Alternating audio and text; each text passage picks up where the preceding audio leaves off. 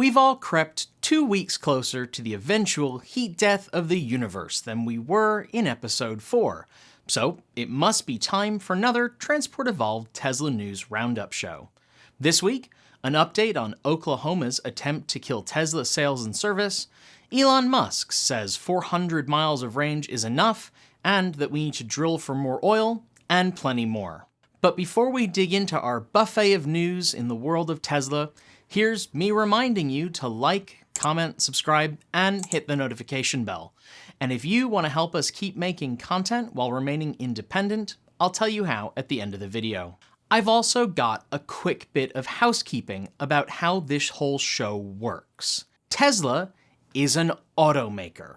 There are plenty of ways it changed how the automaking game is played, but it's still a corporation with a CEO, board of directors, shareholders, etc. It also has a dedicated fandom, which overlaps with that of its CEO, and an entire ecosystem has grown up around that fandom.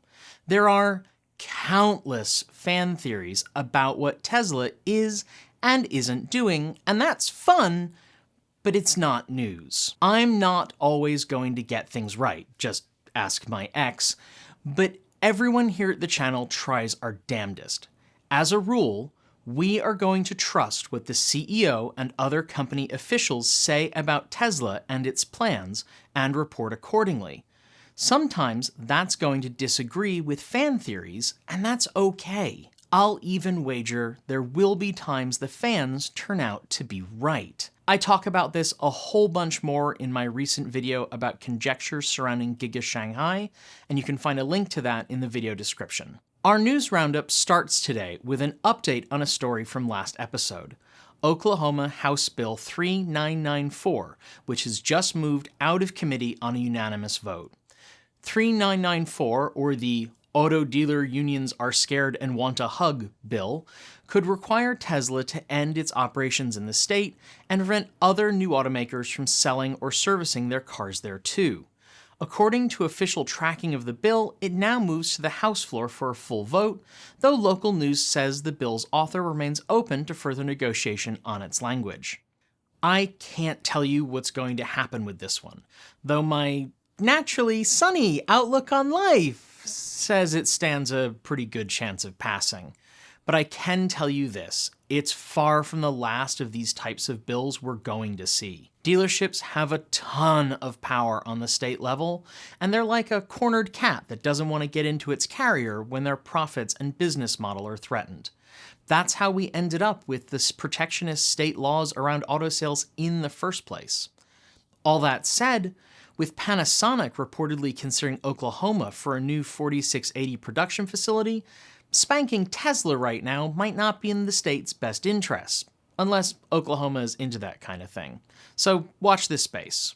Elon Musk's Twitter account is a bizarre place, where his communications range from cars and rockets to literally telling us about his bathrooming habits. And if you'll allow me, it has to mess with your head when you can tweet about having a poop and tens of thousands of people like it.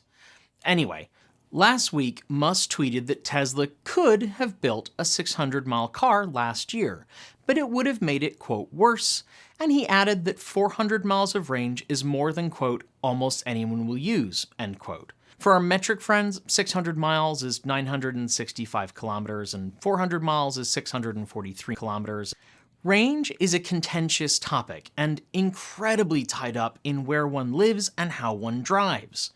Here at the channel, we generally feel people don't need huge ranges out of their vehicles. Hell, 400 miles still seems pretty excessive. Most people can do fine with 250 or 300. My daily driver gets 65 miles, just over 100 clicks, on a good day, and works for 90% of my needs. But many people responding to Musk's tweet rightly pointed out that if you add in cold climates and/or extensive highway driving, even 400 miles of rated range quickly becomes more like 250 or 300. In places where charging is plentiful and the weather is mild, like the Pacific Northwest, where this channel is based, Elon's tweet makes good sense. But in more rural areas with sparser charging, and in places where temperatures can drop below freezing for days or weeks on end, 400 miles of range isn't close to what drivers actually get. And unlike some automakers who purposely underrate their cars to ensure you can get close to EPA ratings uphill both ways in the snow, so to speak, Tesla tends toward the optimum conditions that come from living in sunny California. The tweet also raised concerns about what the Cybertruck's range will be, and if Musk's 400 miles is enough mindset takes towing losses into account or not. Given that Elon doesn't like being beaten on anything though, we find it hard to believe he'll be content with Tesla making the second longest range anything. Keeping with the somewhat contentious theme, Elon also announced that all Model S and X cars built after November are equipped with a center horn button on their yoke that will need to be woken up by a software update that as of writing the script isn't out yet.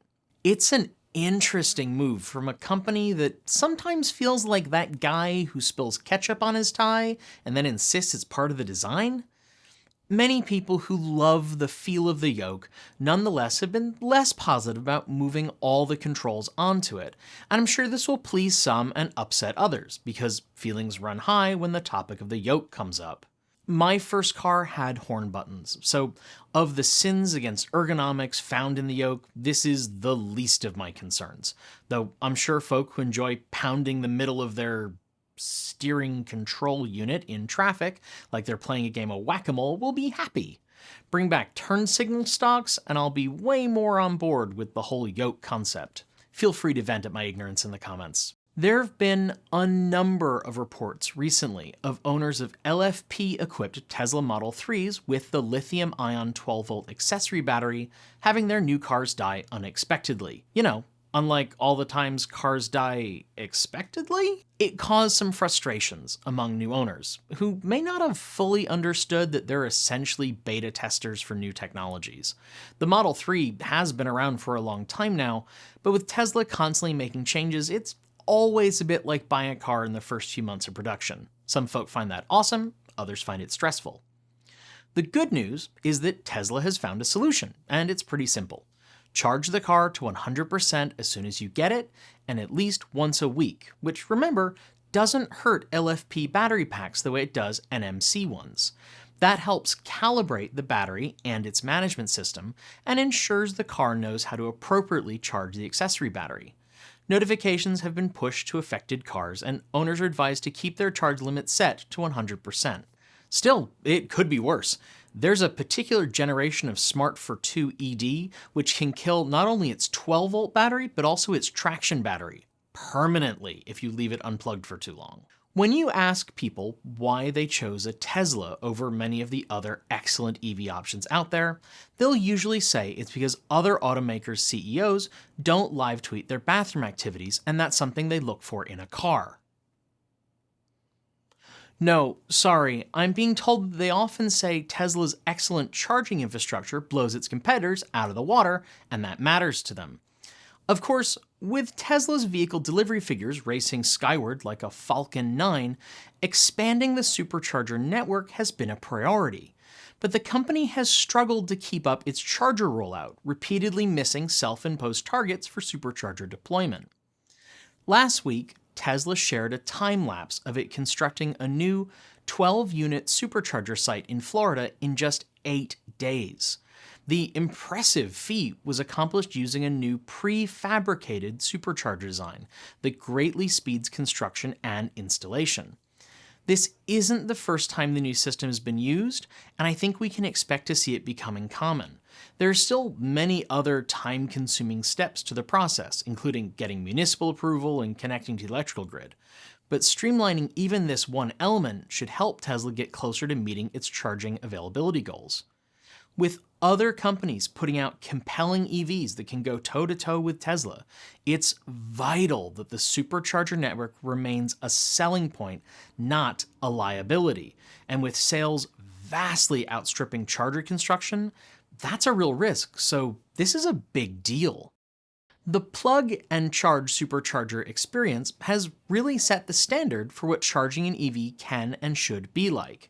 But like any interaction between pieces of technology more complicated than a screw and a screwdriver, it can go horribly wrong in ways that aren't immediately obvious, as a driver in China recently discovered, according to reporting in Electrek.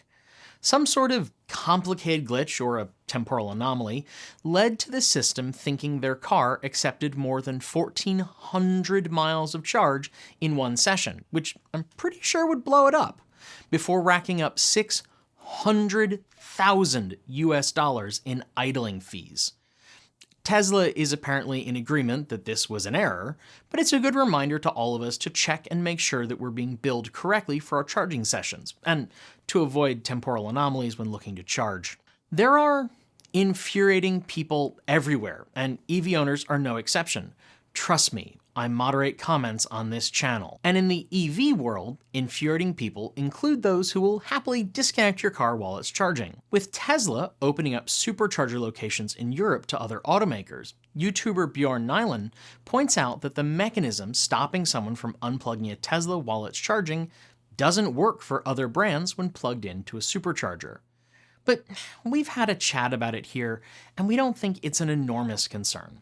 For a start, most CCS chargers can be disconnected from the charging station as a safety measure, and some cars include disconnect buttons right next to their charging inlets. We'd like to think that there aren't that many people who'd unplug a car just to be nasty, since it's unlikely that even if they did, the way many supercharger sites are built would make it hard for them to plug their car in. As we noted on our weekend roundup show, we've been aghast at the worsening humanitarian disaster resulting from Russia's invasion of Ukraine. And if you're someone who wants to donate to the aid efforts, we left some links in the video description. In addition to the human misery the war has caused, fossil fuel prices have soared around the world to new highs, in part because Russia has been a major source of oil and gas around the world for decades, and now most nations around the world are boycotting its fossil fuels, and in part because uncertainty and instability tend to drive up fuel costs. This led Elon Musk to tweet on March 5th, quote, "Hate to say it, but we need to increase oil and gas output immediately. Extraordinary times demand extraordinary measures," end quote. He was, it seems pretty clear, talking about fossil fuel production in the US and other nations around the world. At first glance, it's somewhat out of character for the CEO of a green transportation company to be pushing for an increase in fossil fuel production. That said, Musk is, for one thing, a big business owner, and higher fuel costs are going to hurt the economy, which business owners prefer to see doing well. It's also worth noting, though, that he isn't just the CEO of a company that makes electric vehicles. He's also the CEO of a completely different company. And yes, they are completely different, for all that many people who are part of both the Tesla and SpaceX fandoms like to see them as one singular business. Elon's rocket company needs unbelievably large quantities of methane to fulfill the launch cadence of a Starship flight every 2 weeks that he says is key to SpaceX avoiding bankruptcy. If Starship ever reaches his stated goal of 3 flights per day, it could double the total natural gas consumption of the entire United States. Meanwhile, though Starship hasn't even achieved orbit yet, the Falcon 9 continues to be a brilliant rocket, posting the kind of launch cadence the space shuttle only dreamed of. But it too requires large quantities of fossil fuels in the form of highly refined RP1 kerosene. And in an increasingly dire world where cooperation with Russia on space matters, from engine supply to transportation of personnel and materials, seems less and less likely, SpaceX could be the key to keeping the ISS and its crew safe and supplied. That's worthwhile context to have for his tweet, which isn't automatically to say that he's wrong. Here at the channel, we'd like to see a silver lining to the ongoing tragedy in Ukraine in the form of greatly increased domestic sustainable energy production, such as from solar and wind power. On a geopolitical level, nations, especially in Europe, reducing dependency on Russian oil and gas would probably be a good thing, no matter how it's achieved in the short run. Nonetheless, Musk's recent tweet is being taken by many online as further condemnation of the Biden administration's policies, and as an admission that sustainable energy is a distraction, though I think those folks may be reading more into it than Elon intended. Coincidentally, Just before we recorded this show, in a public address on Tuesday announcing the banning of Russian oil and gas from the US, President Biden reiterated that the US is now a net exporter of oil and gas and is producing more today than it did before he was elected into office, noting that there are plenty of untapped oil and gas reserves that are already permitted for drilling in the US. President Biden reiterated that the US needs to accelerate its transition to clean energy and electric cars as one strategy of dealing with this new reality. Quite the contrast to Elon's musings.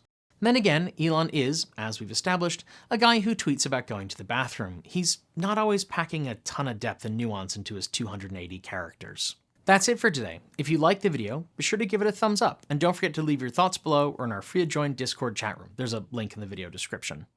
If you haven't already, make sure you subscribe to this channel and our other channel, Transfer Evolved Take 2, and poke the bell like the Pillsbury Doughboy to make sure you're told when our next video goes live.